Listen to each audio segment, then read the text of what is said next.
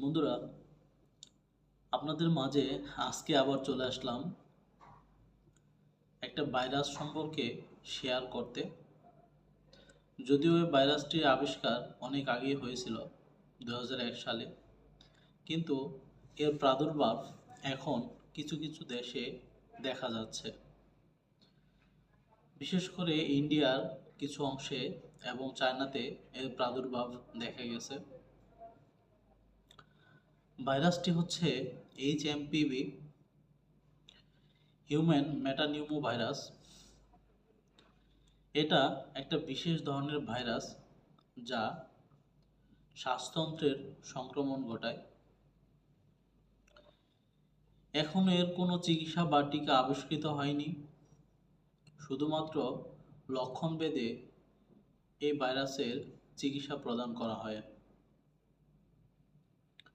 এবার আসুন আমরা জেনে নেই এই ভাইরাসের লক্ষণগুলো কি কি দেখা দিতে পারে।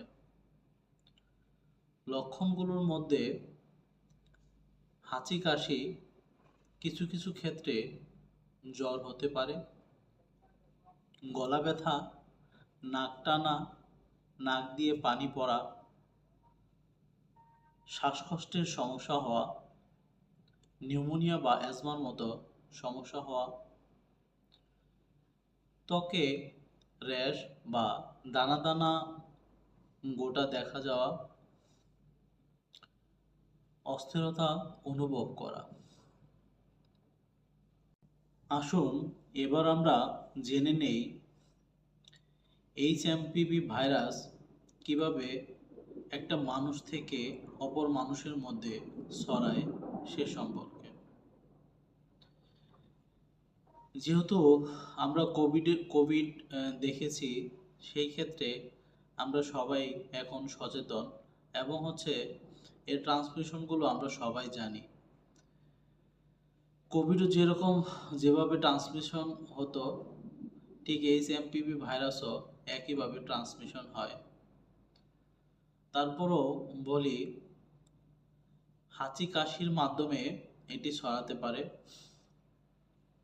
আক্রান্ত ব্যক্তির সংস্পর্শের মাধ্যমে এটি ছড়াতে পারে, হ্যান্ডশেকের মাধ্যমে ছড়াতে পারে, আক্রান্ত ব্যক্তির পোশাক পরিচ্ছদের মাধ্যমে এটি ছড়াতে পারে,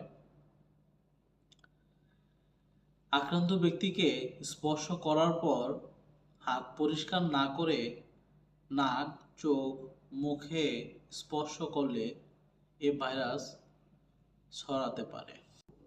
এই ভাইরাস থেকে বাঁচতে আমরা যে পদক্ষেপগুলো গ্রহণ করব সেগুলো হলো নিয়মিত হ্যান্ড স্যানিটাইজার দিয়ে হাত পরিষ্কার করব, নিয়মিত মাস্ক ব্যবহার করব, সামাজিক দূরত্ব মেনে চলব,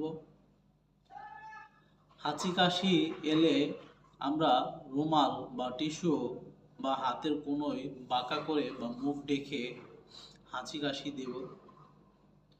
যেখানে সেখানে হাঁচি কাশি বা কফ, থুতু ফেলবো না, একটা ঢাকনাযুক্ত বিনে ফেলার চেষ্টা করব। আক্রান্ত ব্যক্তি থেকে নিজেকে আলাদা রাখার চেষ্টা করব। আর ভাইরাসে আক্রান্ত হওয়ার সম্ভাবনা বেশি থাকে আসলে কাদের? যারা অল্প বয়স্ক এবং যারা বৃদ্ধ লোক। কারণ অল্প বয়স্ক বা শিশুদের এবং বৃদ্ধদের ইমিউনিটি সিস্টেম খুবই দুর্বল থাকে, যার কারণে এই ভাইরাস সহজেই এদেরকে দুর্বল করে ফেলতে পারে। এবং যারা ক্রনিক ডিজিজে ভুগতেছেন, যেমন বিশেষ করে asthma, COPD, heart disease, diabetes, এই রোগগুলোতে যারা ভুগতেছেন তাদের এই ভাইরাসটি আক্রমণ হওয়ার সম্ভাবনা বেশি থাকে। সবাই সচেতন হন, ভালো থাকুন, সুস্থ থাকুন। আল্লাহ হাফেজ।